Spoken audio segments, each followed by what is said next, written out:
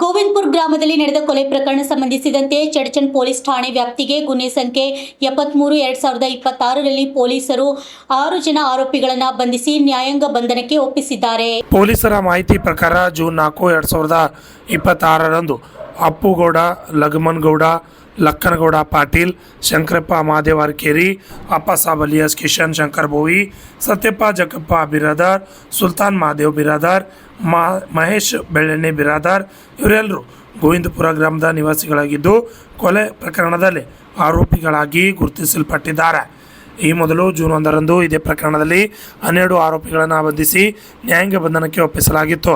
ಇದೀಗ ಮತ್ತಷ್ಟು 6 ಆರೋಪಿಗಳನ್ನು ಬಂಧನದೊಂದಿಗೆ ಪ್ರಕರಣದಲ್ಲಿ ಇದುವರೆಗೆ ಒಟ್ಟು 18 ಆರೋಪಿಗಳ ಬಂಧನ ಪ್ರಕ್ರಿಯೆ ಪೂರ್ಣಗೊಂಡಿದೆ. ಪ್ರಕರಣದ ಕುರಿತು ಪೊಲೀಸರು ಹೆಚ್ಚಿನ ಮಾಹಿತಿ ತನಿಖೆ ಮುಂದುವರೆಸಿದ್ದು ಉಳಿದ ಆರೋಪಿಗಳ ಪತ್ತೆ ಹಾಗೂ ಘಟನೆ ಹಿನ್ನೆಲೆ ಕುರಿತು ಮಾಹಿತಿ ಸಂಗ್ರಹಿಸುತ್ತಿದ್ದಾರೆ. Lakshman Shinde, RJ32 Kannada news, Chadchan.